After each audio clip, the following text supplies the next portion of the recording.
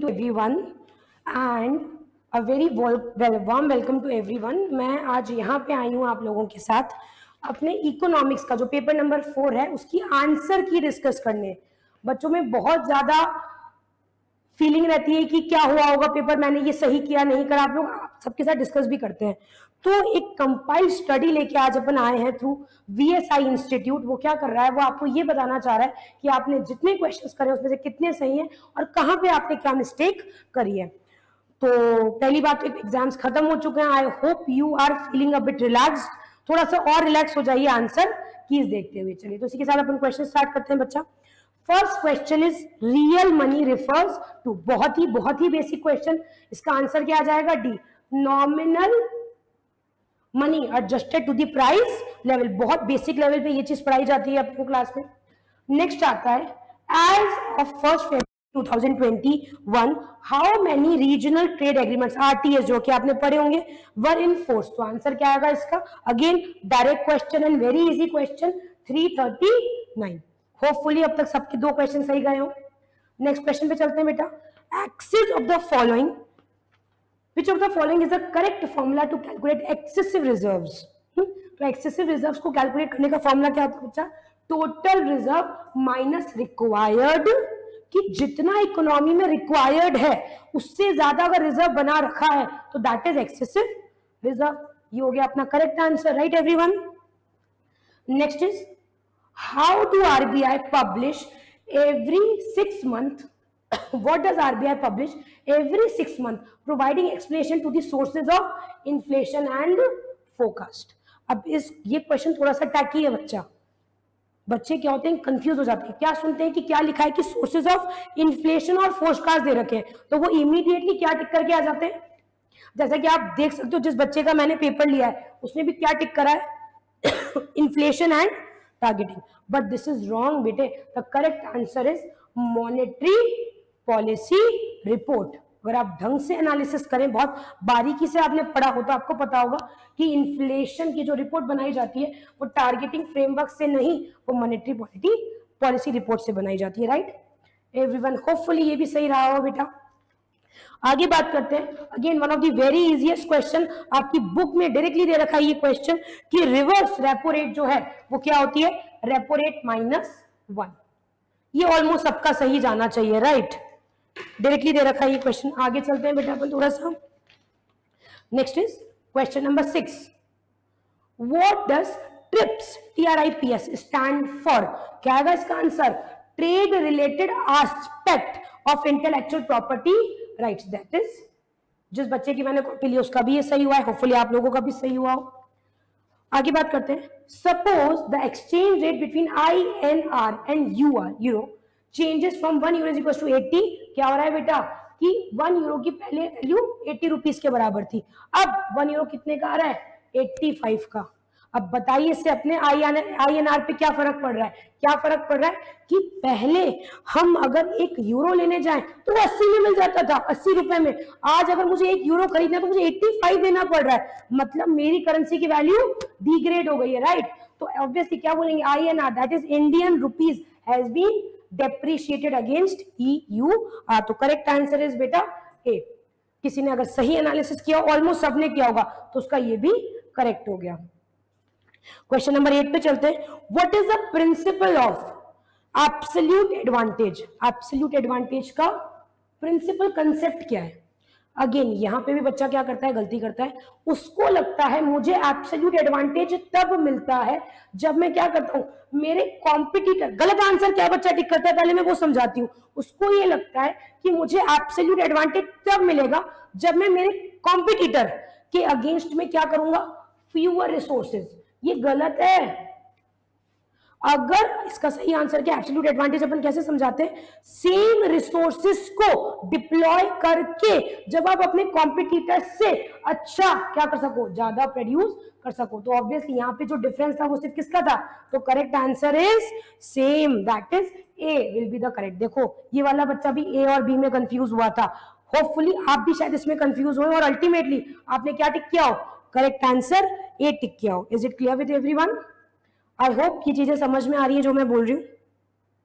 आगे बात करते हैं, जो north American free trade agreement है नेफ्टा, वो किस किस के बीच में हुआ है? वेरी इजी, क्लियरली लिखा हुआ है, किसके बीच में हुआ है? A, that is United States, Canada and Mexico, right. आगे बात करते हैं बेटा, नेक्स्ट इज अ टैरिफ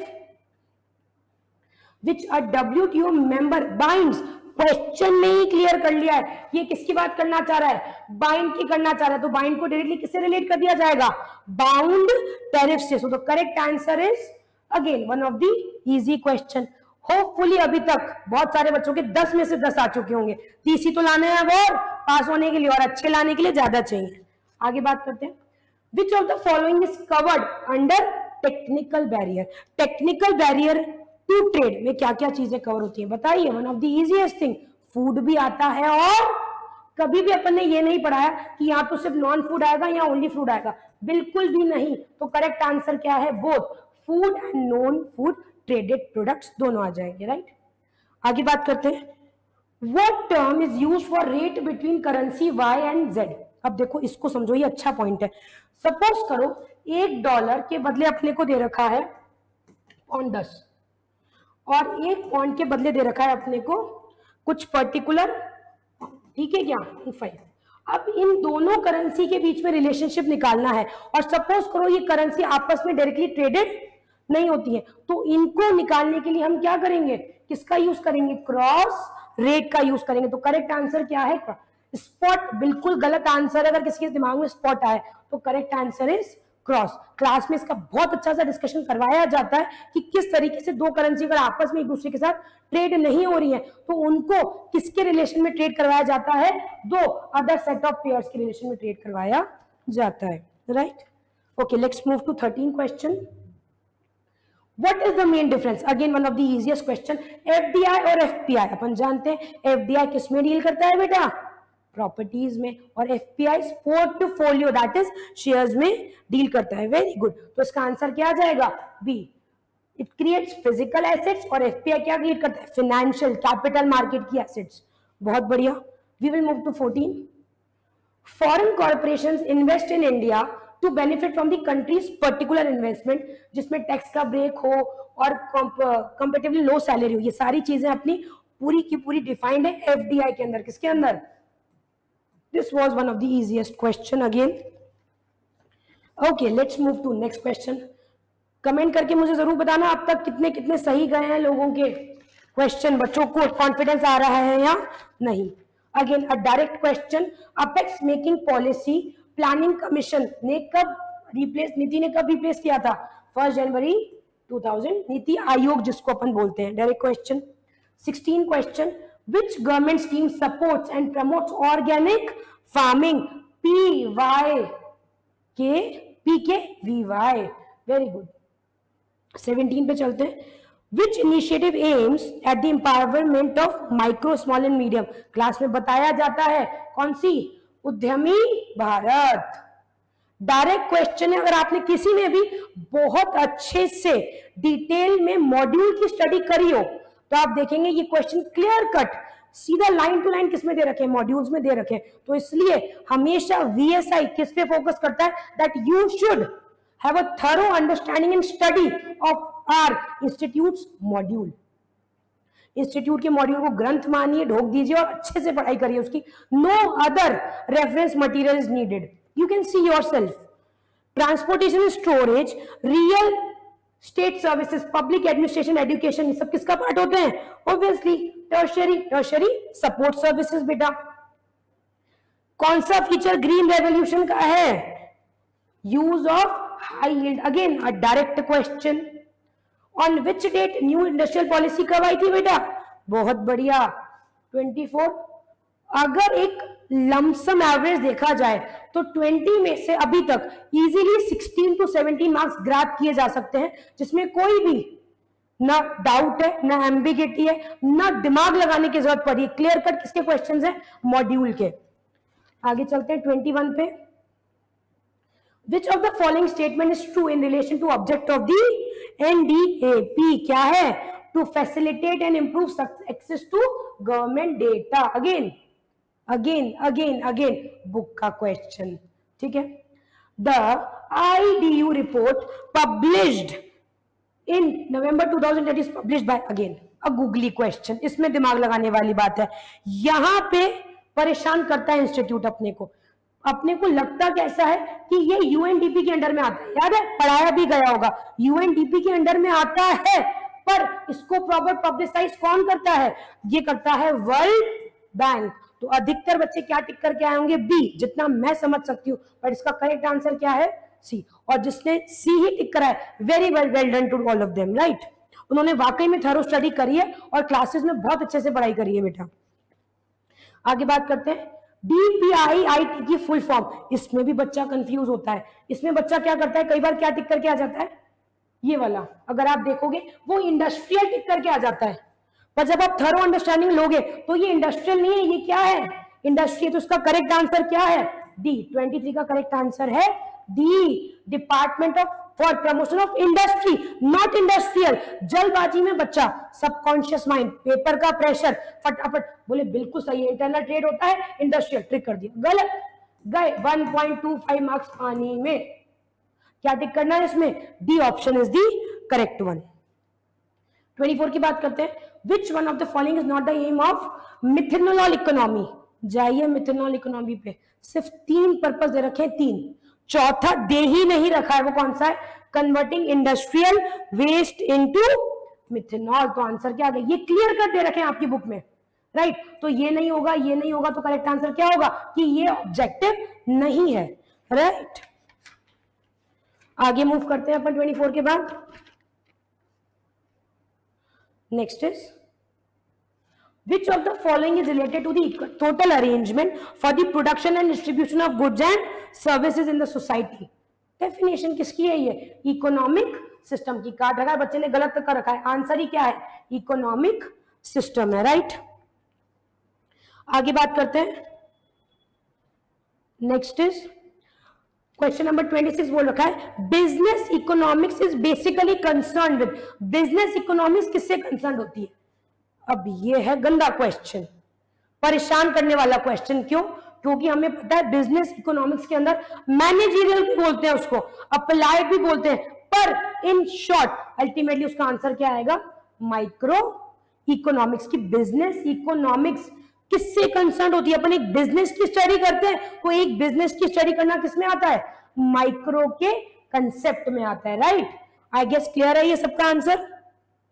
चलिए, यहां पे आया होगा, मैं मान सकती हूँ, बोले मैडम क्वेश्चन गलत है, 3 ऑप्शन सही है, 1 गलत है, राइट। नहीं, ऐसा नहीं है बच्चा। मैंने हमेशा क्लास में सिखाया है कि आंसर कुछ थोड़े सही होंगे, कुछ ज्यादा सही होंगे, तो we have to choose the best amongst them, right. आगे बात करते हैं 27। Suppose the price elasticity of demand. ठीक है, डायरेक्ट बहुत इजी क्वेश्चन है कि प्राइस इलास्टिसिटी क्या हो रही है? -1.2 है, ग्रेटर देन 1, हाईली इलास्टिक है। हाईली इलास्टिक का मतलब क्या होता है? प्राइस थोड़ा सा भी कम करोगे डिमांड बहुत ज्यादा बढ़ जाएगी, या फिर प्राइस थोड़ा सा भी करोगे डिमांड बहुत ज्यादा कम हो जाएगी। और यहाँ पे प्राइस अपन ने क्या कर दिया है? 5% से इंक्रीज कर दिया है, तो ऑब्वियस ही बात है क्या फर्क पड़ा होगा?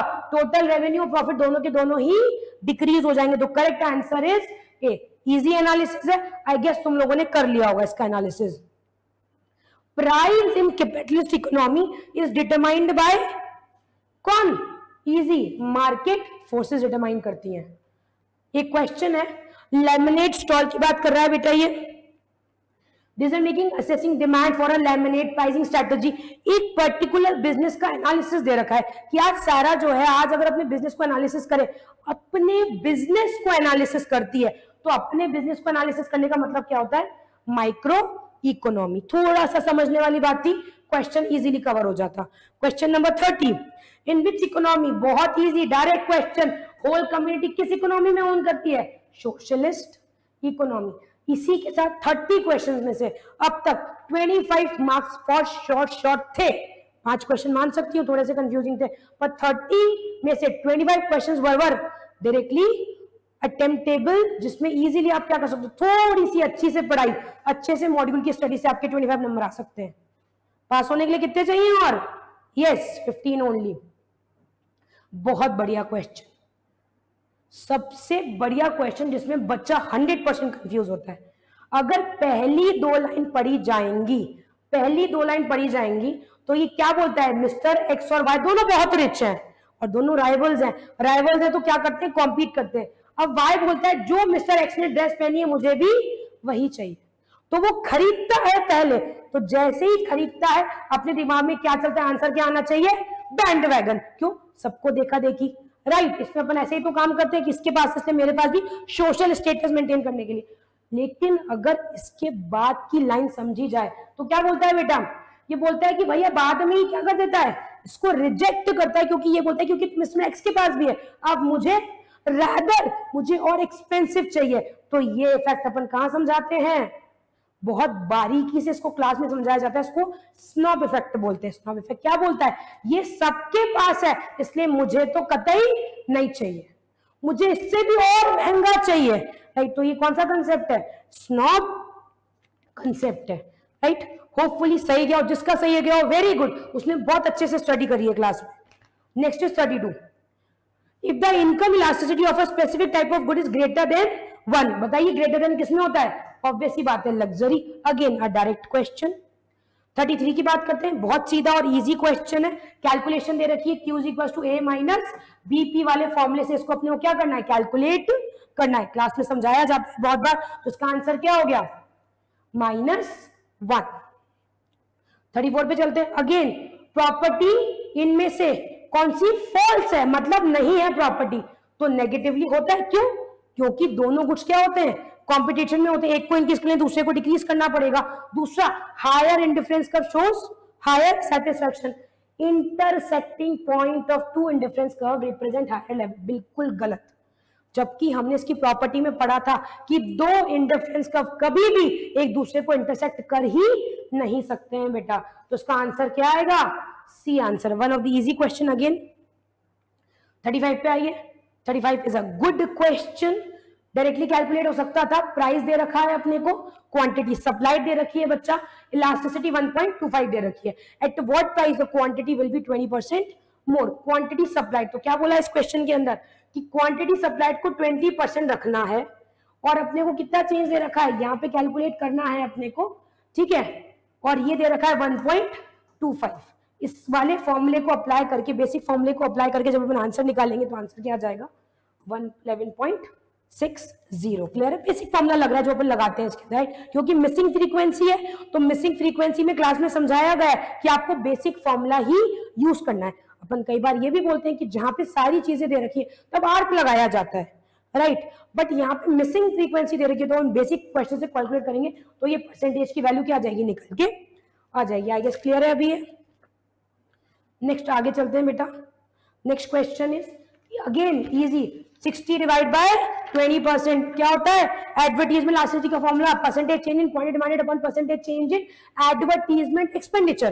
तो क्वांटिटी डिमांड में कितना चेंज आया, 60, और एडवर्टीजमेंट 20, तो 60 divide by 20 is 3। Again easy question, बताइए 37 का आंसर। At higher level of output average total cost और एवरेज वेरिएबल, याद हो अगर आपका इसका ग्राफ तो ऐसा बनता है बेटा ग्राफ, ये आपकी एवरेज वेरिएबल कॉस्ट है, ये एवरेज टोटल कॉस्ट, ये पास पास पास पास पास पास में आती जाती है, हालांकि कोइंसाइड नहीं होती है, पर इनका गैप कम क्यों होता जा रहा है, ये क्वेश्चन आपसे पूछ रहा है। क्यों, क्योंकि हर आउटपुट लेवल पे एवरेज फिक्स कॉस्ट क्या होती जा रही है, रिलेटिवली स्मॉल होती जा रही है। तो आंसर क्या है, सी। होपफुली ये भी सबका सही गया हो, सबने सही एनालिसिस किया, अच्छे से समझ के पेपर अटेम्प्ट किया हो बेटा। आगे बात करते हैं, consumer increase in consumer surplus, क्यों होगा कंज्यूमर सरप्लस। अच्छा मुझे फटाफट से बताओ, कंज्यूमर सरप्लस का फॉर्मूला क्या होता है, MUX माइनस PX। आज मेरा सरप्लस इंक्रीज हो गया है, तो उसका रीजन क्या है, MUX तो सेम है, तो प्राइस क्या हो गया होगा, फॉल, तो इसका आंसर आएगा A, that is a fall in the price of the goods. ठीक है क्या। 39 की बात करते हैं, ऑर्डिनल यूटिलिटी, ठीक है, उसमें जो हिक्स और एलन ने दी थी, राइट, उसके केस में हम किस तरीके से कंज्यूमर की बिहेवियर को अप्रोच करते हैं बच्चा, that is indifference curve analysis, right. 40 question पे चलते हैं बेटा। 40 is very easy, cross elasticity का फॉर्मूला लगाना है, delta Q upon delta P into P upon Q, वही फॉर्मूला लगेगा यहाँ पे, और उसके बाद अपन इस फॉर्मूले को लगाया तो आंसर क्या आ जाएगा, पॉजिटिव 1 पॉइंट। पॉजिटिव क्यों, बच्चे नेगेटिव लिख के आ गए तो गलत है आंसर। गुड्स सब्स्टिट्यूट है आपस में, कैसे हैं, और सब्स्टिट्यूट की इलास्टिसिटी क्या होती है, हमेशा पॉजिटिव होती है, राइट। तो आंसर इज सी। 41 पे चलते हैं बेटा। How is production in the economic sense distinguish from non economic activities? That is to say, आज अगर मैं economic and non economic activity को बाइफरकेट करूं तो बाइफरकेशन करने का तरीका क्या होगा? हमने पढ़ा है क्लास में कि इकोनॉमिक एक्टिविटी को क्या किया जा सकता है? एक्सचेंज किया जा सकता है, बाकी किसी को अपन नॉन इकोनॉमिक को की कोई मार्केटेबल वैल्यू नहीं है, तो इसका आंसर क्या आ जाएगा बेटा?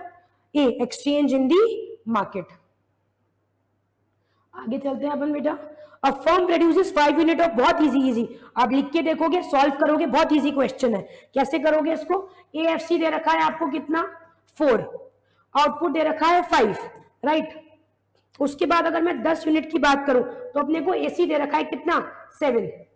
तो इससे अपना टीएफसी निकल के आ जाएगा क्या? टीएफसी कितना हो गया? 20। टीसी कितना निकल के आ गया? टीसी को एसी इंटू आउटपुट का तो 70, तो टी बीसी कितनी आ जाएगी? 70 माइनस 20, दैट इज कितनी आ गई?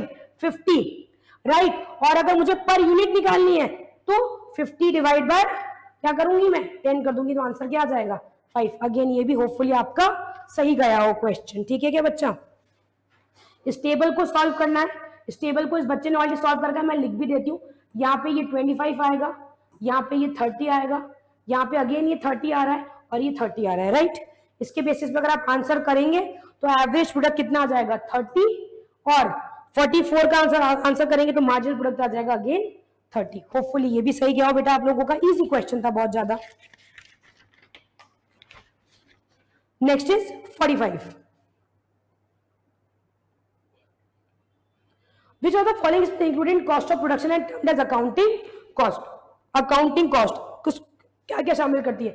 R&D में अपन नहीं पढ़ते, एक्सपेंसेस इनकम और एडवर्टीजमेंट की बात अपन नहीं करते, कॉमन कॉस्ट की बात अपन नहीं करते, तो कौन सी कॉस्ट इंक्लूड की जाती है? वेजेस वाली कॉस्ट इंक्लूड की जाती है अकाउंटिंग कॉस्ट के अंदर, ठीक है क्या?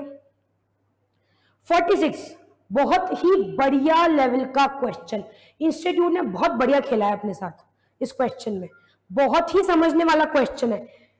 क्वेश्चन आपसे पूछता है कि बताइए इन सब में से संक कॉस्ट कितनी है?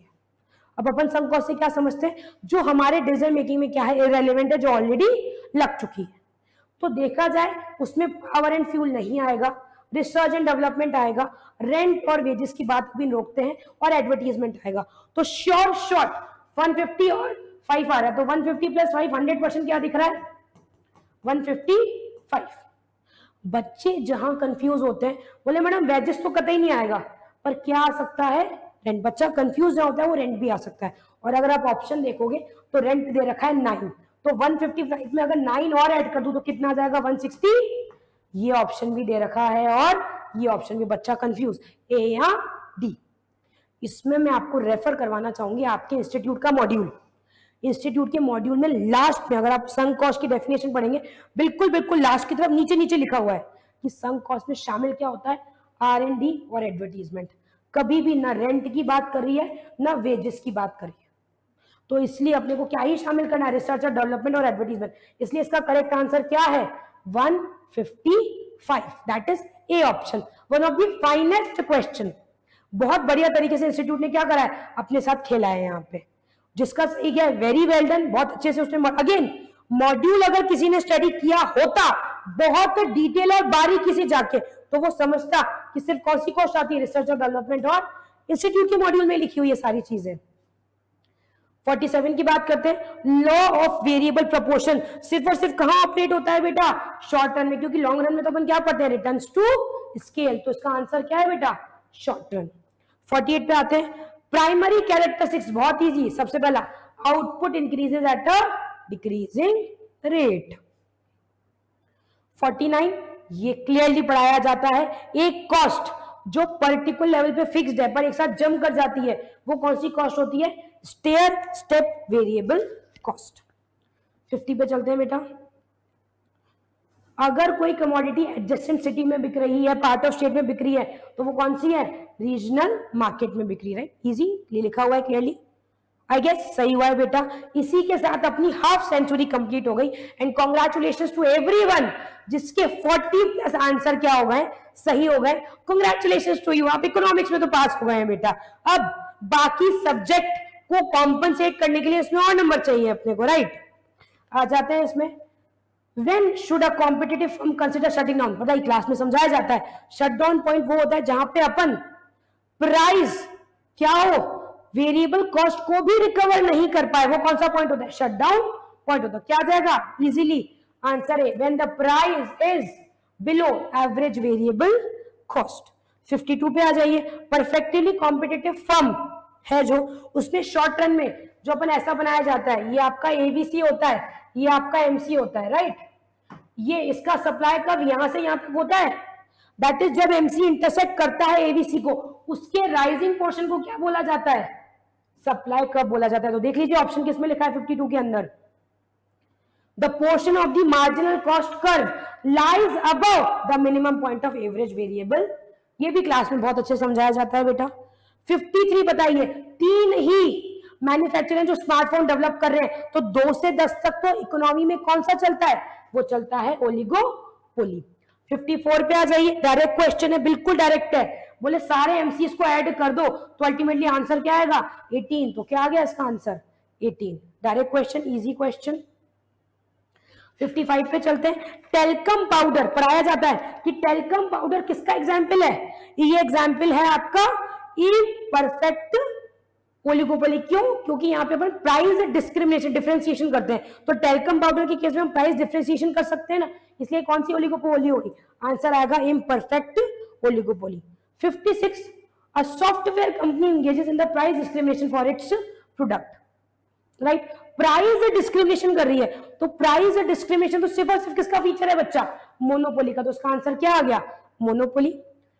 57 में अगर आप ग्राफ्स बना के देखेंगे आपको बहुत अच्छे से समझ में आएगा कि अगर इक्विलिब्रियम प्राइस में क्या चेंज आएगा अगर सप्लाई डिक्रीज हो गई, और मैं आपको एक बना के देखती हूँ फिर आप अपने आप करेंगे इसको। 58 को अगर अपन ने क्या बोला, इनिशियली एक सप्लाई कर्व है और एक डिमांड कर्व है, राइट। यहाँ पे इक्विलिब्रियम है, यहाँ पे इक्विलिब्रियम, ये क्वांटिटी ये प्राइस है, ये क्वांटिटी है और ये प्राइस है। अभी आपसे बोल रहा है कि सप्लाई डिक्रीज हो गई और डिमांड अनचेंज्ड है, तो सप्लाई डिक्रीज होके कहां हो जाएगी, लेफ्टवर्ड शिफ्ट हो जाएगी क्या, इस वन।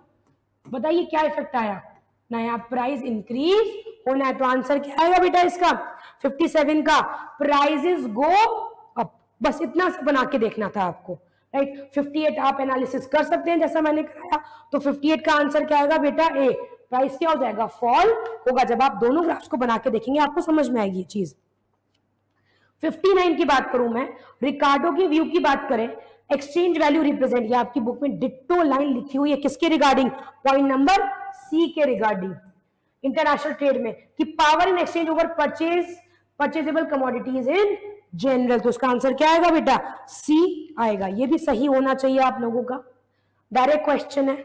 60 की बात करते हैं, बहुत इजी, बहुत easy lollipop question, institute number बांट रहा है इस क्वेश्चन में, तो बोलता है बताइए इक्विलिब्रियम की कंडीशन क्या है। क्या है इक्विलिब्रियम की कंडीशन, जब एमआर किसके बराबर हो एमसी, और एमसी कैसे कट करे नीचे से, that is rising portion of the MC should cut MR. 61, a market structure in which all firms individually are price takers is known as perfect competition, again easy question। 62, king the demand curve की condition क्या होती है कि पहले elasticity ज्यादा होती है फिर इलास्टिसिटी क्या हो जाती है कम हो जाती है, तो उसका आंसर क्या आएगा C will be the correct answer. ज्यादा डिस्कशन नहीं ले रही उन क्वेश्चंस के ऊपर क्योंकि डायरेक्ट क्वेश्चन है बच्चा, राइट।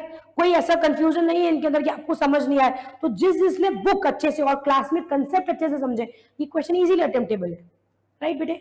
63 पे चलते हैं, अब मार्केट स्ट्रक्चर, ये याद करो जब मार्केट खत्म होता है यूनिट नंबर 3, बिल्कुल आपके समरी के ऊपर छोटा सा टॉपिक दे रखा है, मोनोप्सोनी, बायलेटरल मोनोपोली सब समझा रखा है, तो उसी बायलेटरल मोनोपोली में से क्वेश्चन आया है कि जहां पे सिंगल बायर और सिंगल सेलर है उसको क्या बोलते हैं बायलेटरल मोनोपोली बोला जाता है। 64, मोनोपोलिस्टिक कंपटीशन के कैरेक्टरिस्टिक्स क्या होते हैं, बहुत सारे सेलर्स क्या करते हैं डिफरेंशिएटेड प्रोडक्ट्स को सेल करते हैं। जिन क्वेश्चन में कोई कंफ्यूजन नहीं है वो क्वेश्चन अपन जल्दी जल्दी ले रहे हैं बेटे। 65 की बात करते हैं, सपोज अगर वही आपको सी और इन्वेस्टमेंट का फंक्शन दे रखा है तो इक्विलिब्रियम लेवल कहां पे आ जाएगा 120 पे आ जाएगा जब कैलकुलेशन करेंगे, डायरेक्ट क्वेश्चन है। 66, मिक्स्ड इनकम का मतलब क्या है कि जो लोग सेल्फ एम्प्लॉयड है, वो अपना ही लैंड, अपना ही लेबर, अपना ही कैपिटल और खुद ही एंटरप्रेन्योर है, तो पता नहीं लगा सकते कि कौन सी किसकी कितनी इनकम है, इसलिए क्या आ जाएगा, combined factor payment which are not distinguishable. 67 what does disposable personal income means? A, the individual income जो उनके लिए किसके पास अवेलेबल है, कंजम्पशन के लिए अवेलेबल है। The ratio between nominal GDP and real GDP is known as direct, very good, GDP deflator. ठीक है क्या, अच्छा लग रहा है पेपर जान के, ठीक है, थोड़ा सेटिस्फैक्शन मिला है कि मैम ये सब चीजें सही हो गई हम लोगों की। 69 की बात करें, इन्फ्लेशन रेट निकालनी है, क्या फॉर्मूला है, GDP deflator 2 minus GDP deflator 1 upon GDP deflator 1 into 100 लगा के निकाल लो क्वेश्चन। इंस्टीट्यूट बांट रहा है नंबर, खरीद लो भैया। 70 सही करके, इफ जीडीपी दे रखा है 6700, निकालना है 6170। 71 पे आ जाइए। 3 सेक्टर मॉडल में जिसमें इंपोर्ट एक्सपोर्ट नहीं होते हैं, एग्जिम्स नहीं होते हैं, राइट, तो उस केस में अपन क्या चीजें फॉलो करते हैं, consumption, investment and government saving होता है करेक्ट आंसर। 72 कीन्सियन थ्योरी के अकॉर्डिंग जो इनकम और एम्प्लॉयमेंट की है, उस केस में नेशनल इनकम किस पे डिपेंडेंट होती है, एग्रीगेट इफेक्टिव डिमांड पे। 73 अगर मैं सर्कुलर फ्लो ऑफ इनकम की बात करूं तो उसमें क्या क्या फेजेस होते हैं, production, distribution and disposition, right. 74 which of the following is not the limitation of computing national income? आप अपनी बुक में नेशनल इनकम की यूनिट 1 पे जाइए, नेशनल इनकम अकाउंटिंग, नीचे लिमिटेशन जो दे रखी है, clear cut A B C क्या दे रखी है, लिमिटेशन दे रखी है, कौन सी लिमिटेशन नहीं है, डी वाली लिमिटेशन नहीं है। 75 पे आइए, आज एक इंडस्ट्री में हमें, एक इकोनॉमी में हमें डिफरेंट सेक्टर्स को ऐड करके अगर नेशनल इनकम निकालनी है तो कौन सा फॉर्मूला होता है जिसमें अपन इंटरमीडिएट कंजम्पशन भी माइनस कर सकते हैं, तो answer is value added method. One of the again easiest question, GDP MP निकालना है, एन जीएनपी दे रखा है और डेप्रिसिएशन, बाकी काफी सारी चीजें दे रखी है, तो क्या करेंगे, डायरेक्ट कैलकुलेट करके आंसर क्या आ जाएगा बेटा, आंसर विल बी सी 900। कैसे निकाला अपन ने, 1100 में से क्या माइनस कर दिया, 200 माइनस कर दिया। 77 का करेक्ट आंसर क्या है, डी, बहुत इजी। 78 स्टेट लेवल, यहां पे भैया गूगली फेंका फिर क्वेश्चन ने, इंस्टीट्यूट ने बोला इनको थोड़ा परेशान करते हैं बच्चों को, यहाँ पे बोले बहुत इजी क्वेश्चन दे दिए। इंस्टीट्यूट आपसे पूछता है कि स्टेट लेवल का एस्टिमेट बताइए नेशनल इनकम का, और आपको पहला ऑप्शन दे देता है सेंट्रल स्टैटिस्टिकल सीएसओ। बच्चे के दिमाग में क्या चलता है कि मैडम नेशनल इनकम तो सीएसओ के अंडर में आती है, सेंट्रल आती है इसके अंडर में, सीएसओ का काम है सारे स्टेट को कंबाइन और क्लब करना। क्वेश्चन ये नहीं पूछ रहा आपसे बेटे, क्वेश्चन ये पूछ रहा है कि स्टेट लेवल के एस्टिमेट पे कौन काम करता है, वो काम करता है B, directorate of economic and statistics. इसका आंसर क्या आएगा, DES आएगा। क्लियर है क्या कंसेप्ट, वेरी गुड। ये कंफ्यूज होने वाला क्वेश्चन था, बच्चा कंफ्यूज होता भी है इसमें, तो आंसर आएगा बी। 79 की बात करें बेटा, अपन डायरेक्ट फॉर्मूला लगा के क्वेश्चन निकालना है, एपीसी दे रखा है, टोटल कंजम्पशन दे रखा है, ठीक है, टोटल इनकम निकाली तो आंसर क्या आ जाएगा 2000। 80 पे आ जाइए, during what time the production of weapons and arms etcetera will increase, कौन से टाइम पे इंक्रीज होगा, वॉर के टाइम पे, तो इजी आंसर क्या हो जाएगा सी, ना प्री वॉर होगा ना पोस्ट वॉर होगा। अगर रिकवरी फेज की बात की जाए, ठीक है, और रिवर्सल की बात की जाए, अगेन बुक में रिवर्सल के बारे में और रिकवरी के बारे में क्लियर बातें लिखी हुई है, उस टाइम पे क्या बोला है, कौन सा मार्केट इफेक्ट होगा, लेबर मार्केट इफेक्ट होगा, राइट। यहां पे सारा की बात करिए, अगेन वो अपनी यूज कार को खरीदने जा रही है, राइट, उसमें उसने देखा, जॉन बोलता है कि कार बहुत एक्सीलेंट कंडीशन में, पर उसको वो ये नहीं बताता है कि क्या है, उसका एक्सीडेंट हुआ था, उसने रिपेयर कर दिया, तो ये किसकी प्रॉब्लम है, ये प्रॉब्लम है लेमन प्रॉब्लम, समझाया जाता है इसको क्लियरली और आपकी बुक में दे भी रखी है। 83 की बात करते हैं, where there is a fall in the level of investment and employment, तो कौन सा पीरियड है बच्चा, this is contraction. Pro and depression नहीं आता बच्चा, कॉन्ट्रैक्शन में होता है ये सारी चीजें। 84 पे आ जाइए, lowest point of economic activity, expansion, peak, contraction, lowest point क्या होता है, ट्रो और डिप्रेशन, तो आंसर क्या आएगा, trough and depression. 85 business whose fortune is closely linked, अरे बढ़िया, बहुत बढ़िया, इजी क्वेश्चन, जिस बिजनेस का फॉर्च्यून क्लोजली लिंक्ड होता है वो कौन सा बिजनेस होता है, साइक्लिकल बिजनेस कहलाता है। आया क्या समझ में? Next is under which supreme court verdict union state ने क्या किया था, इक्वल साइमल्टेनियस और इक्वल पावर दी थी। बताइए क्या है इसका आंसर? इसका आंसर आएगा डी, मई 2022, बुक में दे रखा है आपकी। 87 में बात करते हैं, under institutional responsibility for public debt management, external debt is the responsibility of ministry of finance. Primary deficit दे रखा है, नेट इंटरेस्ट लायबिलिटी दे रखी है। बताइए टोटल फिस्कल कितना आ जाएगा? बहुत इजी, दोनों को ऐड कर दो, आंसर क्या आ जाएगा? 24,000।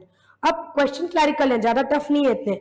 आर्टिकल्स ऑफ इंडियन कॉन्स्टिट्यूशन के अकॉर्डिंग फाइनेंसेस को कैसे डिस्ट्रीब्यूट किया गया, कौन से आर्टिकल में? 268 टू 281। रिचर्ड मुस्ग्रेव ने जो 3 ब्रांच टेक्सोनॉमी दी थी वो किसके रिगार्डिंग दी थी? Resource allocation, redistribution and macro economic stabilisation. Easy है। 91 पे आ जाइए। All revenue receive loan raise money receive by the government in repayment of credit किसमें जाते हैं बेटा? कंसोलिडेटेड फंड ऑफ इंडिया के अंदर जाते हैं, पता होना चाहिए आपको। Which action can be taken during inflation, बताइए क्या करें? इंप्लीमेंट और austerity measures and reduce government spending. Clear cut दे रखा है बुक के अंदर, clear cut. Trust me guys, मैं फिर कह रही हूं, those who have studied thoroughly from the book are getting above 80 to 85 marks, above, trust me, you can analyze by yourself। 93 कौन से टूल्स होते हैं फिस्कल पॉलिसीज के? Again A, taxes, government expenditure, public debt. अगर 94 की बात करें, सारी फिगर्स आपको दे रखे हैं, आपको प्राइमरी डेफिसिट कैलकुलेट करना है। क्या हो जाएगा बेटा? क्या होता है प्राइमरी डेफिसिट का formula? Fiscal deficit minus interest liability. Clearly question में दे रखा है। फिस्कल डेफिसिट माइनस अगर इंटरेस्ट लायबिलिटी कर दोगे तो 24,000 माइनस 2,000 क्या हो जाएगा? 22। डायरेक्ट फॉर्मूला अप्लाई करके क्वेश्चन करना है। 95 चाहिए, विच of the following is not a function of the money? बहुत इजी, एबीसी डायरेक्ट फंक्शन है, सी फंक्शन, सॉरी डी फंक्शन नहीं है, एबीसी डायरेक्ट फंक्शन है, D is not the function बेटा। 96 अवर्जन ऑफ रिस्क का कंसेप्ट किसने दिया है? जेम्स टॉबिन ने। करेंसी कौन सी इशू करती है central bank? Fiat money, right. 98 की बात करते हैं, इकोनॉमी में मनी सप्लाई दे रखा है, right. Number of transaction, average price level calculate करना है, डायरेक्ट फॉर्मूला अप्लाई करिए, आंसर क्या आ जाएगा? 25 लाख। मतलब ये इज द करेक्ट ऑप्शन। 99 पे आ जाइए, मॉनेटरी बेस दे रखा है आपको, फॉर्मूला क्या होता है? मनी डिवाइड बाय बेस, तो क्या आ जाएगा? 1000 डिवाइड बाय 250 करोगे तो ऑप्शन आ जाएगा 4 का। 100 की बात करें, रिजर्व रेशो दे रखा है आपको, इंक्रीज इन रिजर्व दे रखा है, आंसर क्या आ जाएगा? 10,000। इसी के साथ अपना पेपर डिस्कशन कंप्लीट होता है और आई रियली होप आपको ये इफेक्टिव लगा हो, थोड़ा आपको रिलैक्सेशन मिला हो, आपको पता लगा हो कि कोई चीज अगर गलत है तो क्यों है, और एक सेटिस्फेक्शन हुआ कि ये चीज मेरी सही है। I am very happy to help you all guys, और आई रियली होप इसके बाद मैक्सिमम बच्चों के 85 एंड अबव आए। I wish you good luck for your future, for your marks. Stay healthy, stay safe, and thank you for today. Thank you everyone.